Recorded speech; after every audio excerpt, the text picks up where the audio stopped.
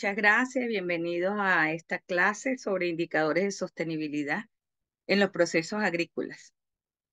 Bueno, hay diferentes maneras de seleccionar los indicadores, pero los indicadores del desarrollo sostenible tienen que tener una particularidad que deben integrar el aspecto social o de organización de las poblaciones humanas. Deben integrar también los aspectos relacionados con los recursos naturales, su manejo, su uso y todo lo relacionado con el medio ambiente. Y además de eso, pues también deben tomar en cuenta los procesos tecnológicos que permiten en nuestro nuevo mundo tomar ventaja para poder medir o cuantificar el desarrollo que en los actuales momentos debe ser un desarrollo sostenible. Entonces debe tomar los aspectos sociales, ambientales, tecnológicos y en particular de las poblaciones humanas, ¿sí? Hay una teoría esbozada por el señor Robert Prescott Allen que se llama Well-being of Nations, que es sobre el bienestar de las naciones, y esta persona trató de integrar varios indicadores de desarrollo que de forma aislada pues no daban una visión integral de lo que sería el desarrollo humano o sostenible de una población o de una comunidad. Este señor Robert Prescott Allen combinó 39 indicadores, entre los cuales resaltan el indicador de la salud, el de la población, el de la riqueza de los ciudadanos, el de la educación, el de los procesos de comunicación dentro de una comunidad, los procesos que implican la libertad plena del ser humano, la paz, disminución de delincuencia o ausencia y la equidad. Entre esos indicadores estoy mencionando los que a mi parecer son bastante interesantes a la hora de ser integrados en un solo índice, que él llamó índice de bienestar humano. La clave de esta teoría de este señor es que él llegó a una conclusión muy importante y tiene que ver con los procesos de impacto sobre los ecosistemas, tanto humanos como los ecosistemas naturales de nuestro planeta. Y es que la clave para que se combine una gran calidad de vida y una muy baja tensión sobre los ecosistemas son la educación, la libertad de las personas y los buenos gobiernos. Qué casualidad, ¿no? Que prácticamente para que haya libertad en una comunidad o haya buena educación, pues tiene que haber en consecuencia un buen gobierno.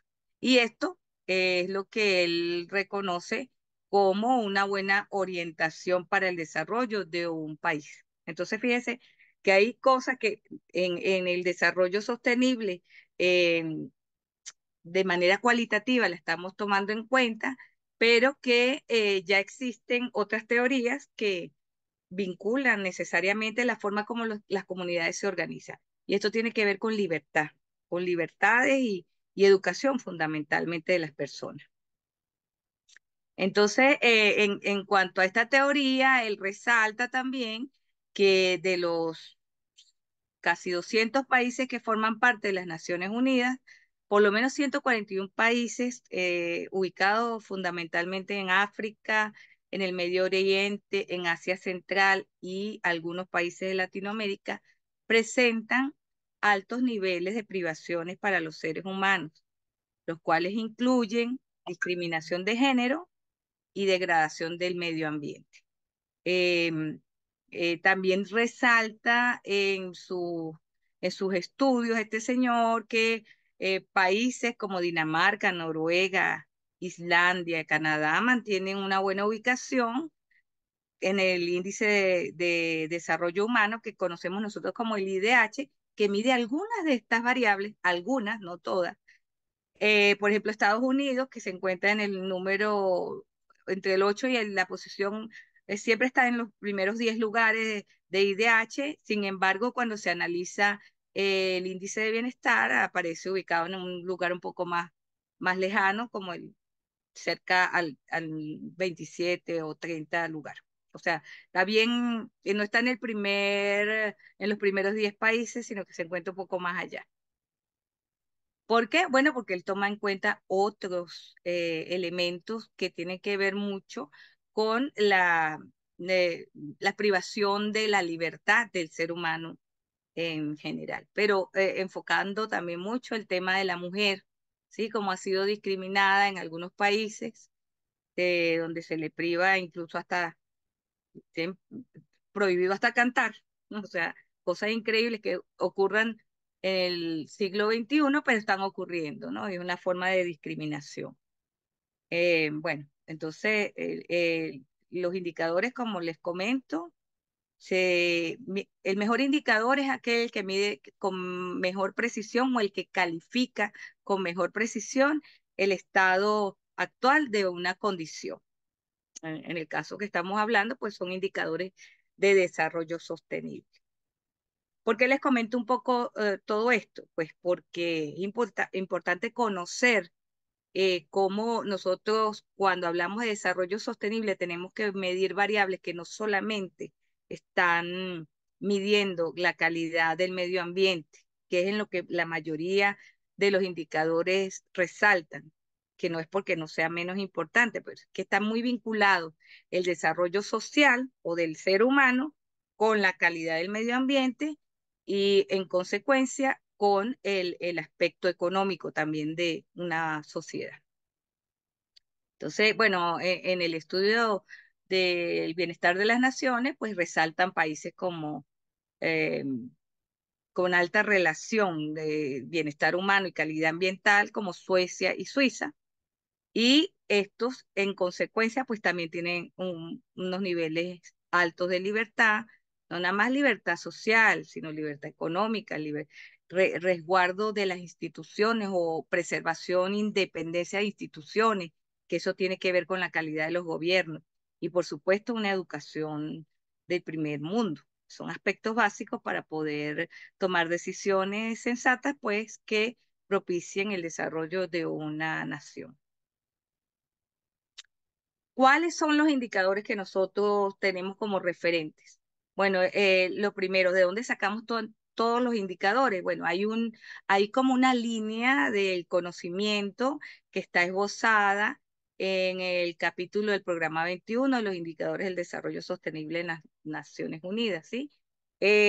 Conocida como la Agenda 21, este grupo de indicadores pues trata de tomar en cuenta diversas áreas, incluyendo el nivel de pobreza, de hambre, el tema de la salud, la educación, la igualdad de género, la disponibilidad de agua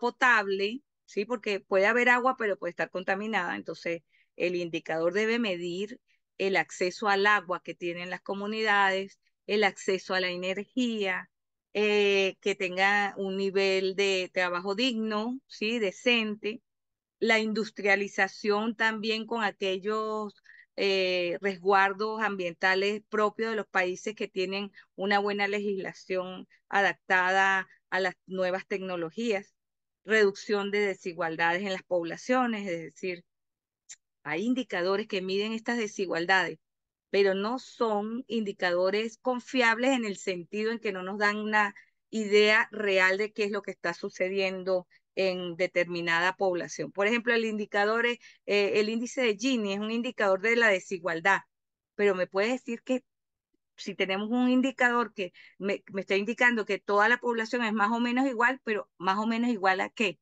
A los más pobres. ¿Sí? O sea, tenemos que revisar los indicadores. Es por eso que no podemos decir este es el mejor indicador de desarrollo sostenible si no vamos un poquito más allá del conocimiento de cada región o de cada lugar donde se está aplicando el indicador. Otros indicadores de importancia, que se les ha dado mucha importancia últimamente y debido también a lo que yo les comentaba en anteriores clases, que tenemos ahora unas islas de basura en nuestros océanos y que está afectando la vida marina. Entonces hay indicadores también que están orientados a la acción climática, a la vida submarina, a la vida que se lleva en los ecosistemas terrestres, en donde se pueden conseguir microplásticos que están integrándose en la cadena alimenticia y nosotros realmente no estamos midiendo todas estas cosas. Entonces hay gran cantidad de indicadores que nos pueden dar mucha información, pero tenemos que saber cuáles son los que vamos a seleccionar cuando estamos trabajando en diferentes áreas. Y por supuesto, no dejar de lado los indicadores que tienen que ver con el desarrollo de las personas. Y esto es la paz, la justicia y la independencia de las instituciones, lo cual nos genera países con un potencial sólido en las democracias. ¿Ok? Bueno, en el capítulo del programa 21 hay 4 grandes secciones que hay que mencionar. Ellos están divididos en la dimensión social y económica, en la dimensión de los recursos que están disponibles y que se pueden gestionar para el desarrollo, ¿sí? Como les he comentado en anteriores clases, fundamentalmente agua y suelo y en el fortalecimiento de los grupos que ellos llaman grupos principales o de influencia y otros medios de implementación de estos anteriores secciones que a su vez agrupan diferentes programas. Se incluyen 40 capítulos que cumplen una gran variedad de temas, ¿sí? Como sobre todo en la lucha por la pobreza, gestión de los recursos naturales como el agua y el suelo, protección del medio ambiente en general y la promoción del desarrollo económico y social. Entre los grupos que destacados o en los cuales se enfocan estos indicadores de la Agenda 21, tenemos el grupo de las mujeres. Como les dije, dentro de las sociedades todavía existen algunos países en donde las mujeres están discriminadas, ¿sí? Y por supuesto no tienen ninguna participación en la toma de decisiones. Bueno, los indicadores del desarrollo sostenible deben tener una posición importante a la hora de seleccionarlos, ya que las mujeres pues representan eh, ¿cómo decir? Un eslabón débil dentro de los procesos de desarrollo en algunos países, no en todos, por supuesto. En los niños y los jóvenes, porque bueno, porque esa es la semilla que se va a manejar en el futuro y estos niños se van a convertir en los hombres y mujeres que van a manejar políticas y esas políticas deben estar sensibilizadas hacia un desarrollo que sea sostenible. La protección también de los derechos de los pueblos indígenas, los cuales a lo largo de la historia pues han sido diezmados por diferentes razones, que no vamos a entrar en detalle ahorita, pero son pueblos indígenas que se les debe preservar y garantizar su idiosincrasia y sus conocimientos para evitar sean perdidos, ¿no? Le da también bastante importancia a las organizaciones no gubernamentales, que son aquellas organizaciones que se encargan de la defensa de los derechos humanos, fundamentalmente. Fíjense que los derechos humanos están íntimamente ligados con los buenos gobiernos. Cuando hay derechos humanos, cuando se respetan derechos humanos, es porque hay buenos gobiernos. Y cuando hay buenos gobiernos, pues hay fundamentalmente buenas políticas que manejan muy bien la protección del medio ambiente y de los seres humanos. O sea, es como una cadena, es una lógica. Entonces, las organizaciones no gubernamentales tienen un papel importantísimo porque no deberían. O sea, en teoría, las ONGs no están vinculadas a los temas de políticas gubernamentales ni a los temas de política partidista, ¿sí? Entonces son independientes, pueden promocionar el desarrollo sostenible de manera independiente y además pueden también reportar cualquier proceso de desviación de los gobiernos establecidos en relación con el manejo y la protección de los derechos humanos y del medio ambiente. Otro punto que toma estos indicadores que han sido promocionados en los capítulos del programa de la Agenda 21 es la importancia que tienen los gobiernos locales o las autoridades locales, ya que desde allí se implementan políticas que van directamente a impactar en la vida de los ciudadanos que hacen, que se desarrollan en diferentes áreas, ¿no? En diferentes regiones. Entonces, las autoridades locales también son importantes a la hora de seleccionar los indicadores del desarrollo sostenible. Los trabajadores y los sindicatos, ya que son los que promueven los trabajos formales dentro de las sociedades. Pero fíjense ustedes otros grupos que son muy importantes a la hora de seleccionar los indicadores del desarrollo sostenible. Las empresas y las industrias que son esenciales para poder desarrollar la parte económica sostenible de una región, las comunidades científicas y tecnológicas, que son las que van solventando aquellas trabas y aquellos problemas o desafíos que se presentan a lo largo de los procesos de desarrollo, ya que se promueve la investigación aplicada y la transferencia de tecnologías a las comunidades locales, y los agricultores.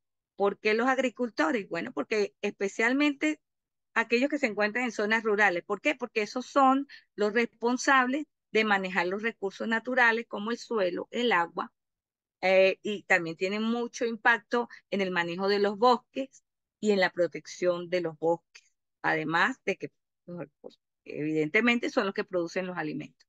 Entonces, los temas de los grupos principales también es importante conocerlos y destacar con cuáles vamos a ir trabajando nosotros a la hora de seleccionar un buen indicador o un grupo de indicadores de desarrollo sostenible para ciertas regiones.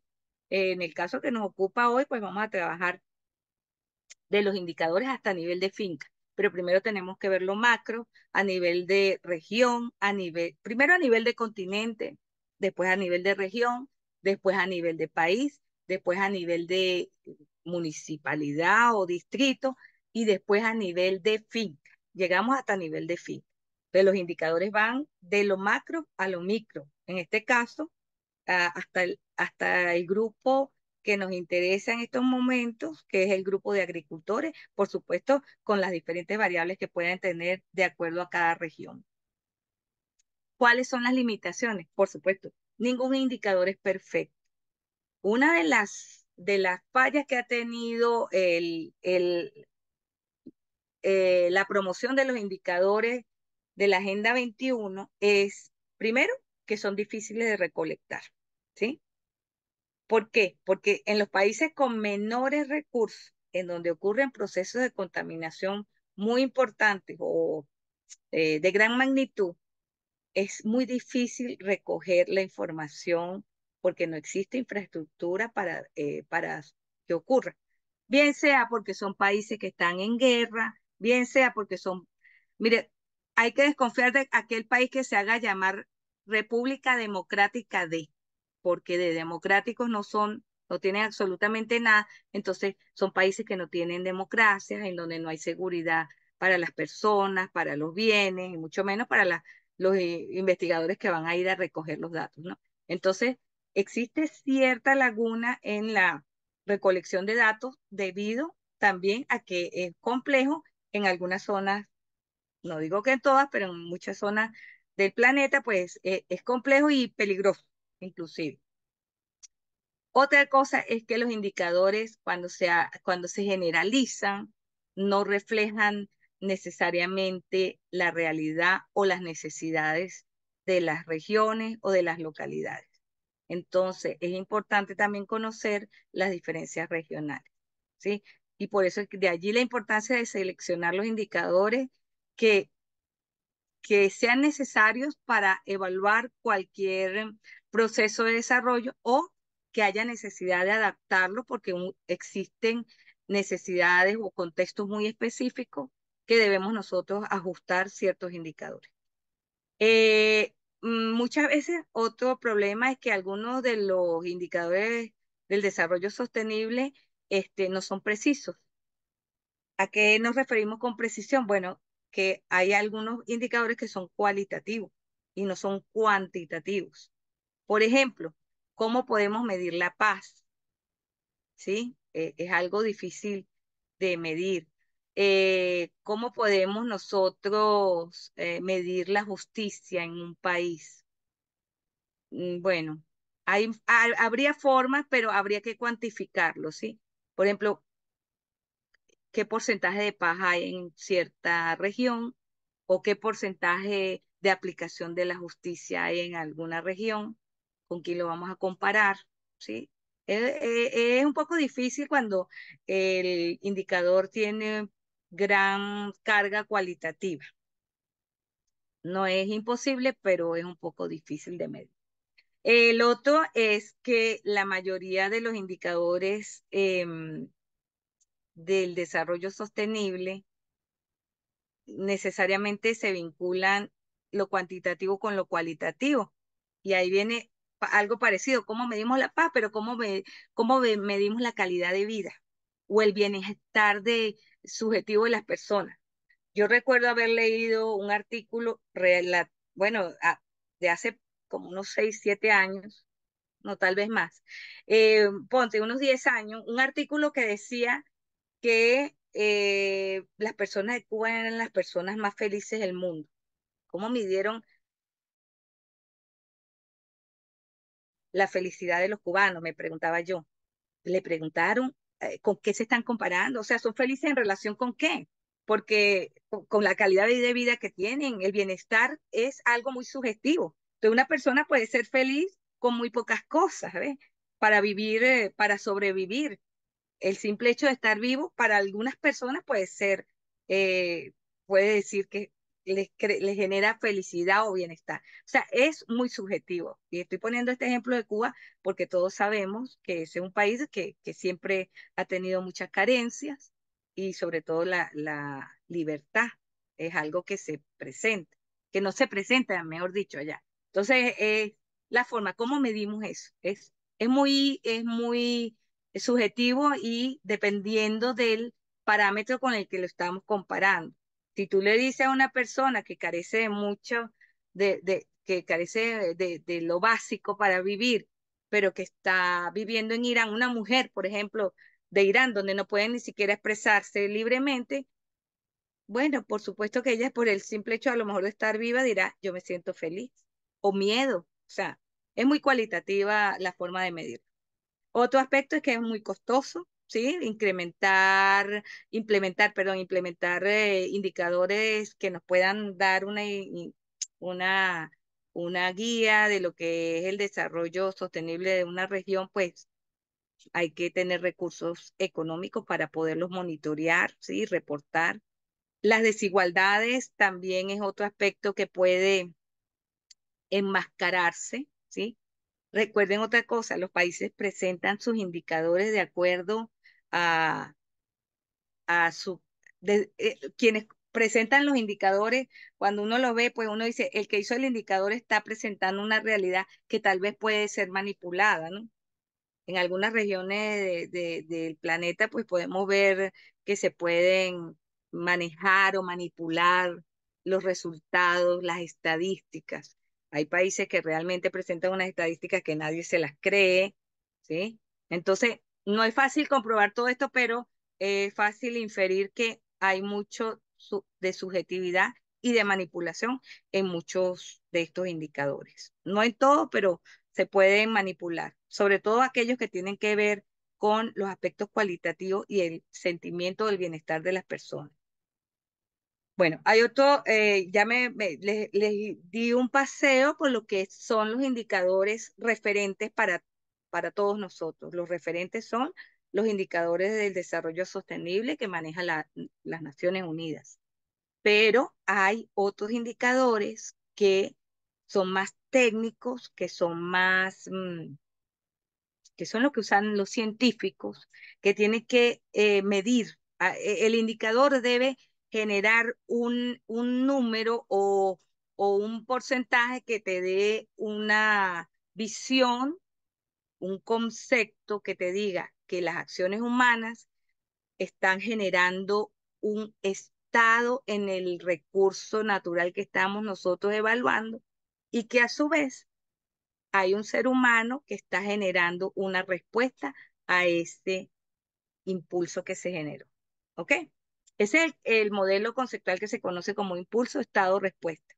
El impulso lo genera, o la presión sobre los recursos naturales lo generan acciones humanas o naturales en muchos casos cuando son producto de las acciones, por ejemplo, eh, eh, erupción de un volcán, desbordamiento de ríos, pero generalmente tiene en el caso de la medición de los indicadores, tiene mucho que ver con las acciones humanas, cómo se modifica el recurso natural y qué medidas vamos a tomar nosotros como respuesta para atender ese problema que se está generando.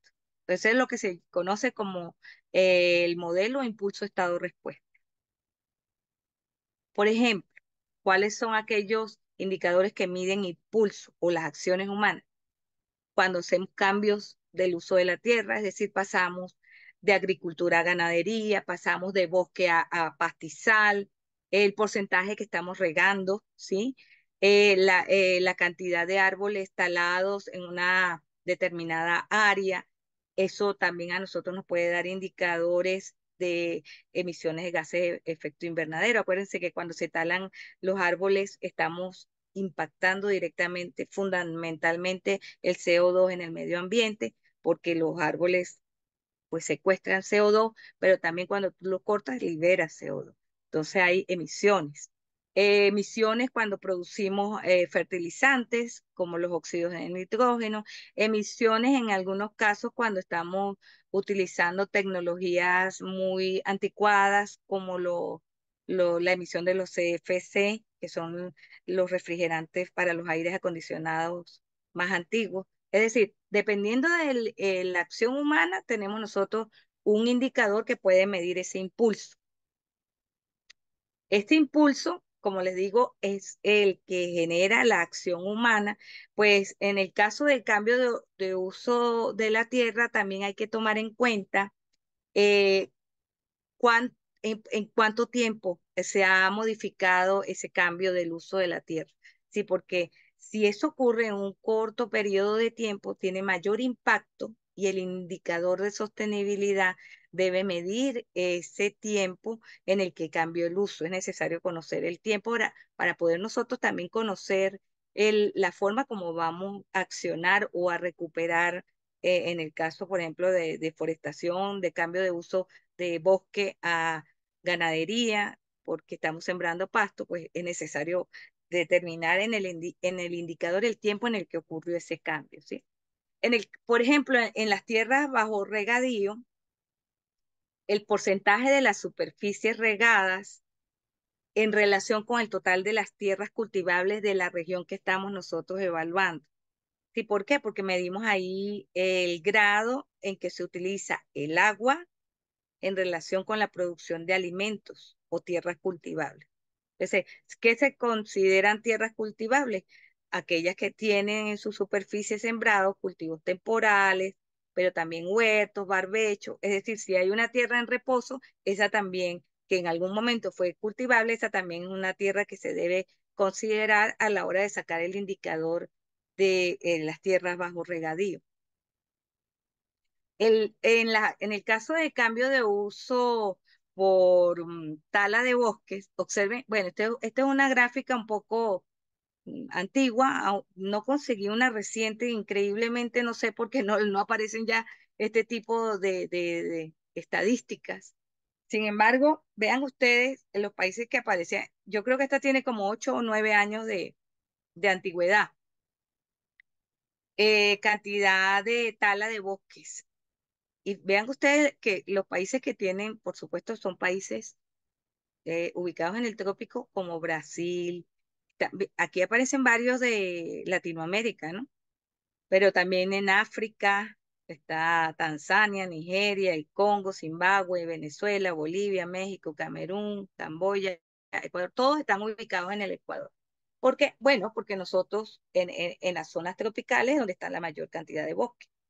Entonces, por supuesto, esas son las zonas en donde la intensidad de la tala es superior a en cualquier otra parte del mundo porque es donde más hay, ¿no? Observen, el gráfico es bastante impactante. Bueno, es que cuando uno ve el mapa de América y uno ve el porcentaje que ocupa Brasil dentro de ese mapa, pues uno ve la cantidad de bosque que tenemos en Latinoamérica, es impresionante, pero Brasil es el que más se lleva la cantidad en área. Entonces, por supuesto, si medimos los indicadores aquí salimos raspados. Digo raspados, no, ese es un término que se utiliza para decir no aprobamos el examen, estamos desaprobados totalmente los países tropicales que tienen bosques tropicales. ¿Por qué? Porque estamos talando mucho más rápido de lo que pudiera recuperarse un bosque. Entonces los indicadores allí van a ser bastante negativos en comparación con países que no tienen suficientes recursos naturales, ¿sí? Bueno, entonces fíjense, hay otros indicadores, como por ejemplo, cuando hacemos cambio del uso de tierra, empiezan procesos degradantes, degradativos o de impactos ambientales importantes que tienen que ver con los índices de vegetación natural o barbecho, que lo que nosotros llamamos, eso está en barbecho.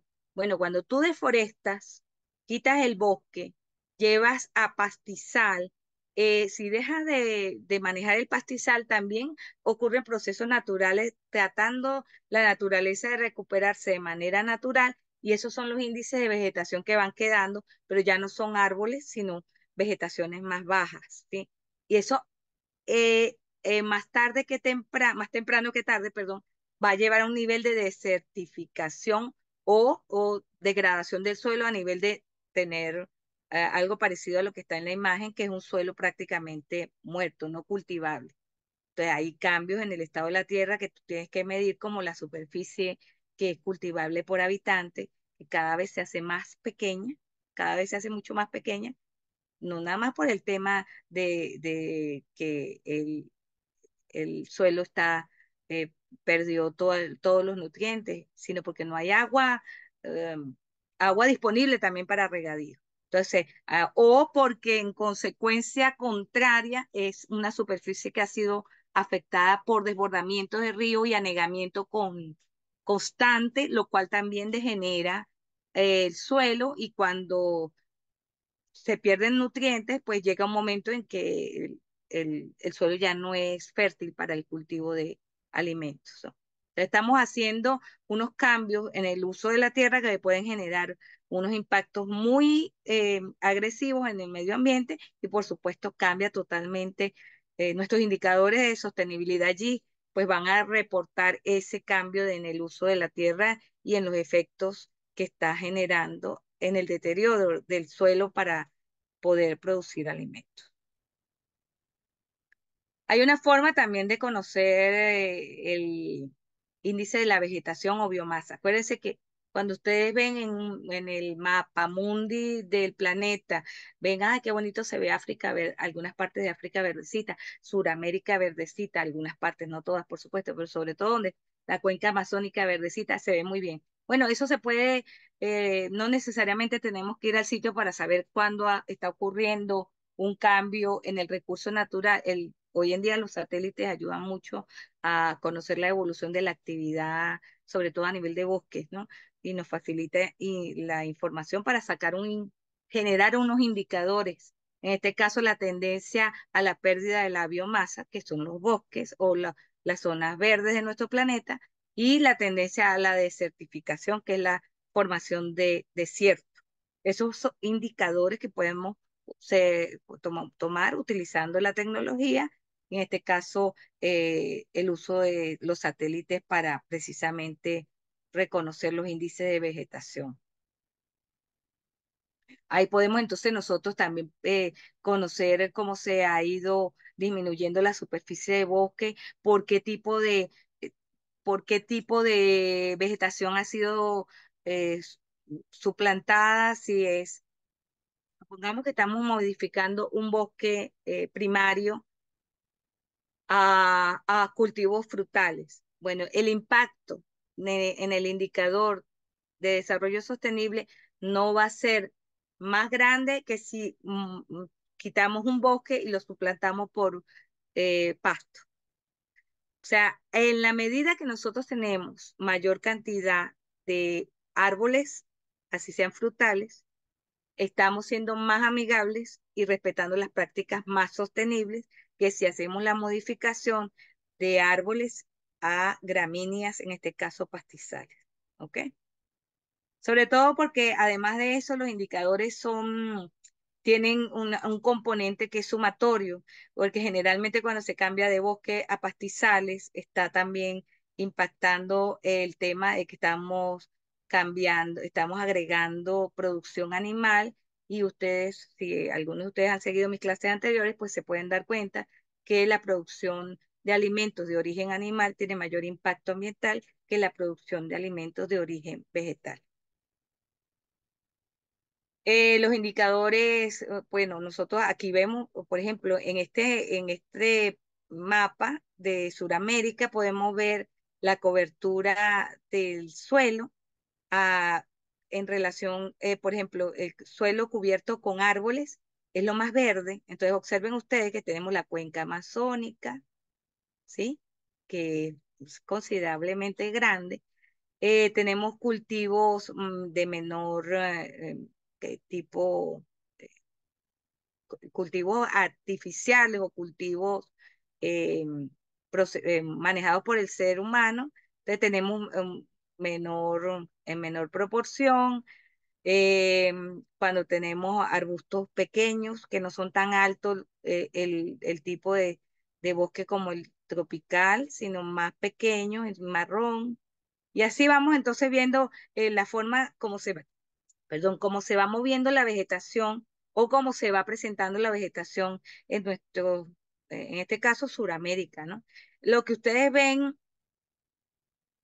más blanco tiene que ver con zonas de, de montaña de nieves perpetuas y también desiertos. ¿Sí? Entonces nosotros podemos observar grandes zonas, todavía que tienen mucho verde, pero también tenemos unas zonas aquí hay unas zonas con una coloración más clara que tiene que ver con menor cobertura vegetal.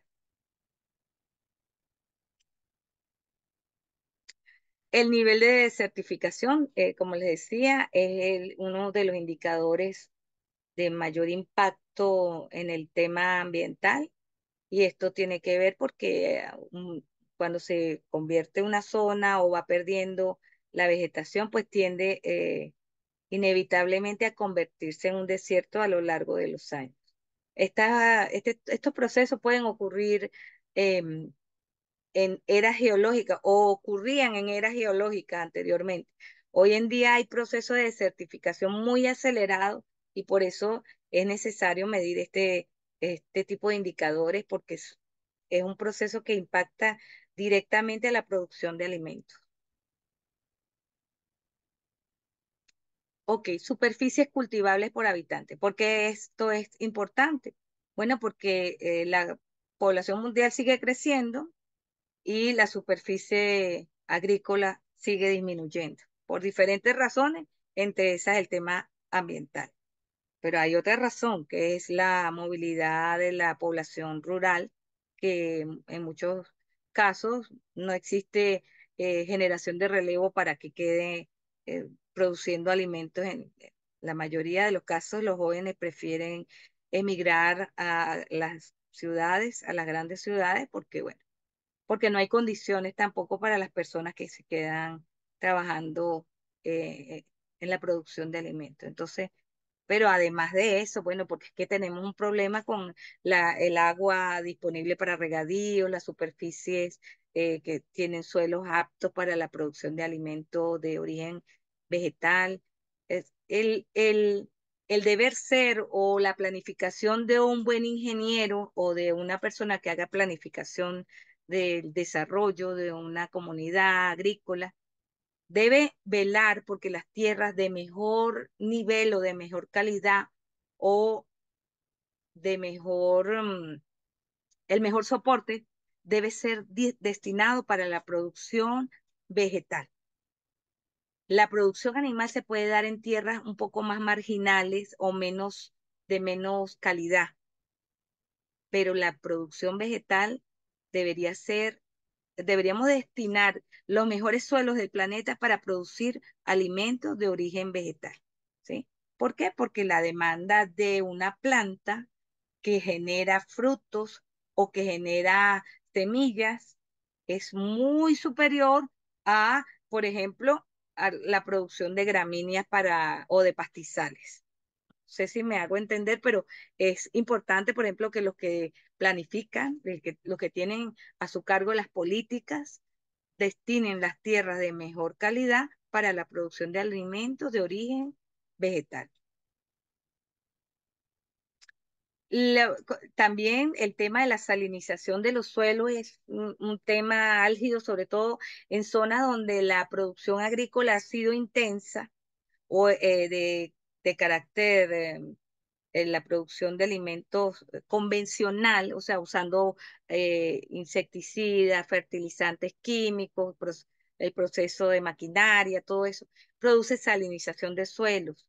Sí, entonces son suelos que a la larga también dejan de ser productivos para la producción de alimentos porque pues disminuye la calidad del suelo y esto es ocasionado por el uso excesivo e intensivo de los agroquímicos. Así como ocurre con los suelos que están bajo anegación o bajo el agua por mucho tiempo, una vez que pierden las características mm, de fertilidad, en este caso también por pérdida de microorganismos, tanto por salinización o por anegamiento, entonces son suelos que dejan de ser fértiles para la producción de alimentos, sobre todo de origen vegetal.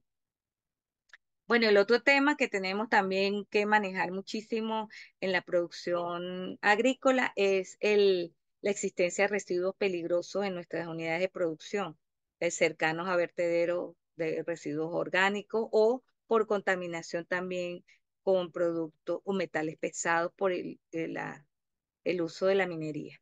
Bueno, mire, aquí voy a pasar un poco rápido porque creo que vamos un poco lento aquí, pero estos indicadores de sostenibilidad que tienen que ver con productividad, equidad, resiliencia y estabilidad están más enfocados a los ecosistemas naturales, pero también a los agroecosistemas. Entonces les voy a explicar un poquito en qué consisten para que tengan el, el, un panorama más amplio de lo que tienen que ver los indicadores de sostenibilidad. Por ejemplo, el de productividad mide mucho la recuperación en el que un ecosistema, bien sea social, o sea, humano, o bien sea natural, o bien sea un agroecosistema, se puede recuperar en su productividad. ¿Ok? Entonces, en la medida que un ecosistema, un agroecosistema o un ecosistema humano se pueda recuperar de una caída en la producción, pues un indicador favorable de sostenibilidad. El otro indicador es el de la equidad, que tiene que ver cómo se distribuyen los beneficios y los riesgos dentro de la población. En este caso estamos hablando de ecosistemas sociales o de sistemas sociales. La resiliencia, que este es un término que salió de un ecólogo de ecosistemas naturales, pero se ha ido popularizando mucho en sistemas urbanos, en sistemas sociales, en agroecosistemas. Es la forma como se recuperan frente a la presencia de una perturbación mayor. ¿Sí? Entonces, la forma en la cual una sociedad se recupera de un problema de una catástrofe ambiental, por ejemplo, es una forma de resiliencia. En la medida que se recupera más rápido, se dice que es una población resiliente. La estabilidad tiene que ver con la poca variación ante los cambios ambientales y económicos que ocurren en un ecosistema y cuando hay muy poca variación, decimos que es un ecosistema estable. Si la variación es muy abrupta, como el caso aquí, fíjense que aquí hay una caída y un pico bastante abrupto, entonces decimos que es un ecosistema inestable. Esto sobre todo cuando se toca, cuando se habla de sistemas sociales, es también muy importante a la hora de medir. Aquí hay una lista, les dejo una lista de los indicadores a nivel de producción agrícola y pecuaria, por supuesto, las dos. Fíjense que la lista de los indicadores va, en el caso de productividad, tiene mucho que ver con los recursos renovables como el agua, el uso de la tierra o el suelo, pero también tienen que ver, fíjense ustedes, con el presupuesto nacional dedicado a la salud, el dedicado al sector social, a manejar el tema de la pobreza. En el caso, por ejemplo, de estabilidad, tenemos de los indicadores la tasa anual de deforestación, el uso de kilogramos por hectárea por año de plaguicidas, fertilizantes, la tasa de crecimiento promedio anual, el Producto Interno Bruto en relación con la tasa de crecimiento promedio anual, la densidad demográfica. Vean que se manejan muchos indicadores de sostenibilidad a nivel de producción de alimentos. El impacto que tiene la deforestación, si es resiliente esa región, es decir, si se recuperó rápidamente de ese impacto. Eh, Aquí es importante saber, por ejemplo, sobre todo en los países que tienen gran cantidad de bosques, el porcentaje de superficie nacional protegida. Eso ocurre mucho en los países de Sudamérica. Hay ciertas normativas que protegen los bosques. Una cosa es que existe la normativa y otra es que se cumpla, por supuesto, pero la normativa existe.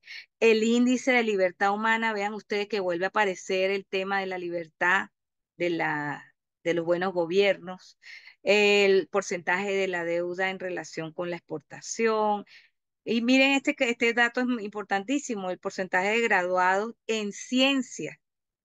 ¿Por qué? Porque la gente que estudia las ciencias naturales y las ciencias en general, pues tiene mayores herramientas para poder tomar acciones en cuanto al impacto ambiental. Entonces, 10 un poquito, minutos, Carmen.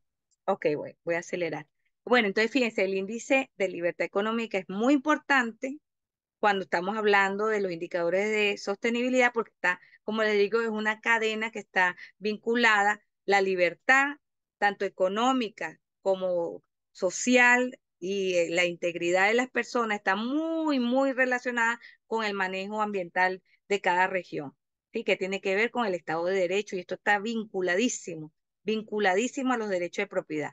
Cuando sí existen reglas claras de propiedad y de eficiencia judicial, existe a su vez, por supuesto, la gente sabe que tiene que cumplir normas, tiene que manejar el tema ambiental con precaución, porque sabe que existe una actividad regulatoria del negocio y que pues tiene una imposición no nada más de tipo pecuniaria, sino que también puede generar cárcel, ¿no? Entonces, el índice de libertad, tanto de personas como la libertad económica, tiene mucho que ver con el manejo del medio ambiente.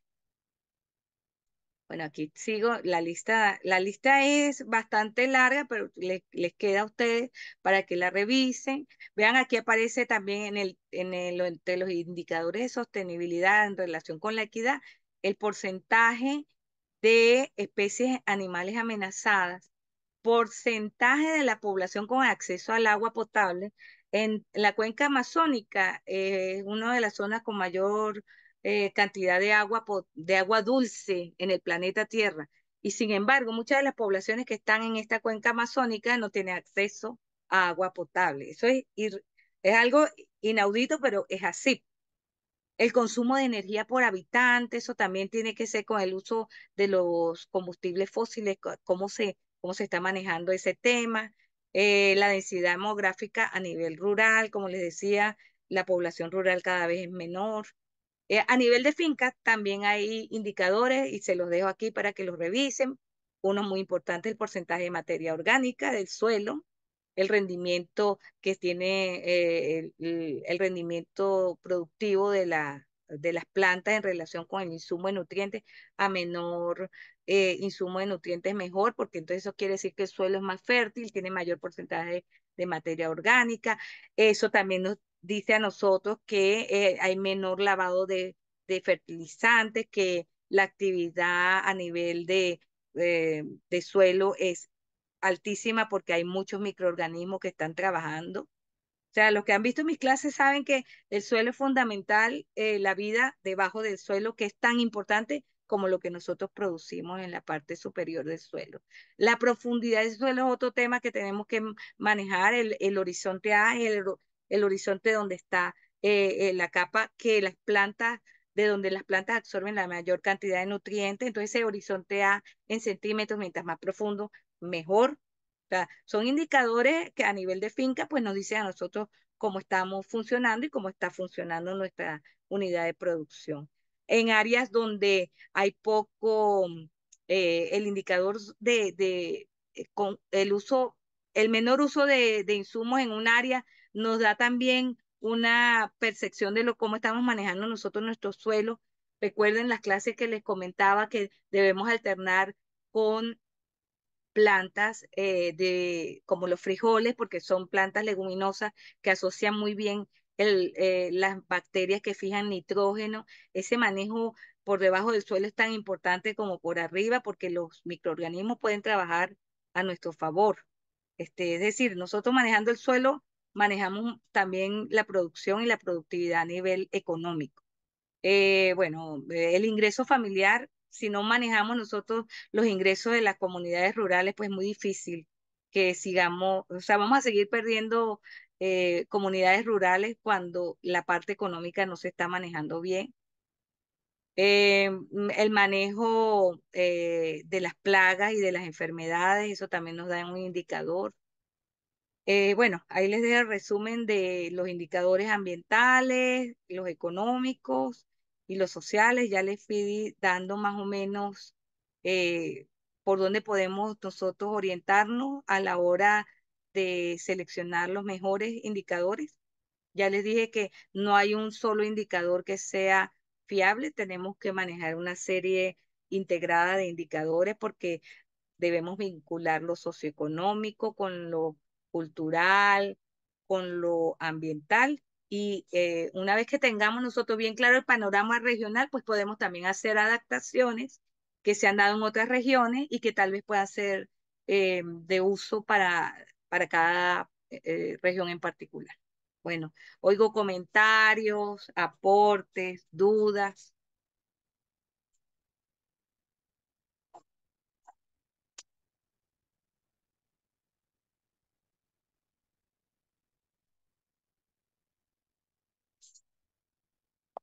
En el chat. No sé, Leonardo, si hay preguntas. Carmen, no, por ahora no hay preguntas en chat. Sin embargo, pues justamente si hay alguna duda, pues este es el momento para exponerlas y así podamos justamente llevar a cabo la discusión. Comentarios, si tienen alguna referencia importante que nos pueda aclarar qué les pareció el manejo de los indicadores. Yo traté de darles un paseo de lo más general a lo más particular. A nivel de finca hay muchísimos indicadores de desarrollo sostenible que podemos manejar, muchísimos. Pero como les digo, deben ser integrados porque no hay un solo indicador, es una serie de indicadores que tienen que manejarse y muchos de ellos manejan la parte cualitativa, sobre todo los indicadores a nivel regional, porque en finca podemos medir más, tenemos la opción de medir, pero a nivel regional, como les dije, hay zonas en donde es difícil manejar indicadores de sostenibilidad.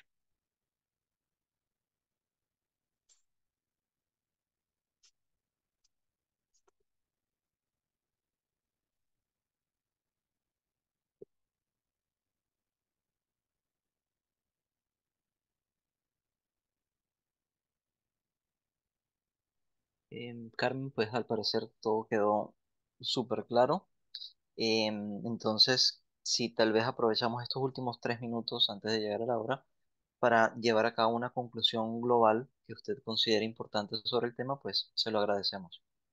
Claro, bueno, yo resalto de los estudios recientes, los indicadores de sostenibilidad han generado mucha incertidumbre a nivel académico.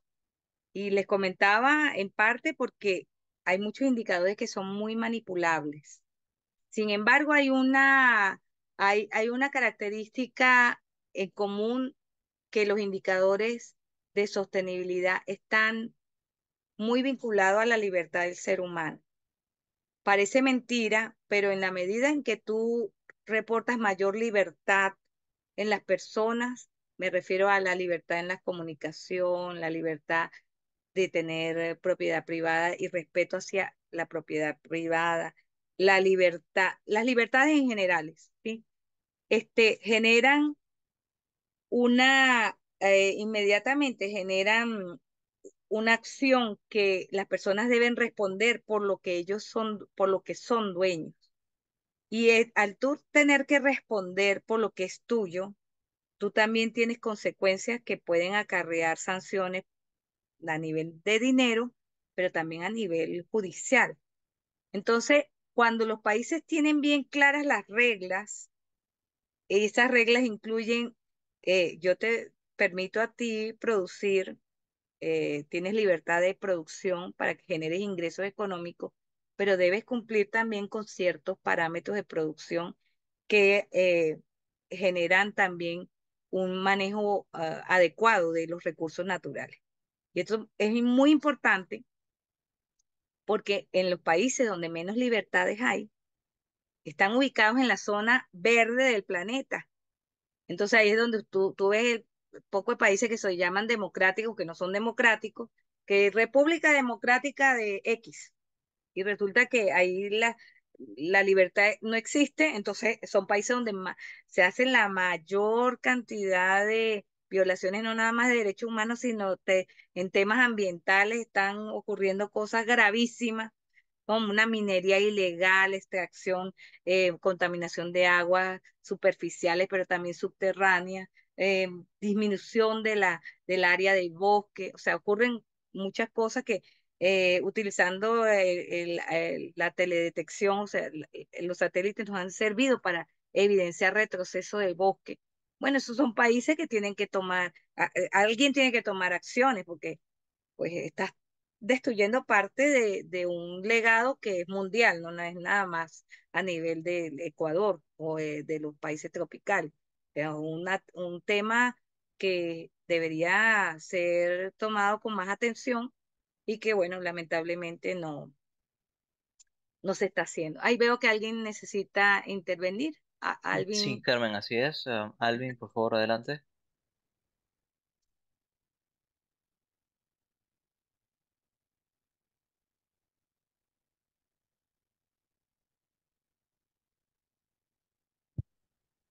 Sí, Alvin, necesitamos que por favor desbloquee el micrófono, que lo podamos escuchar.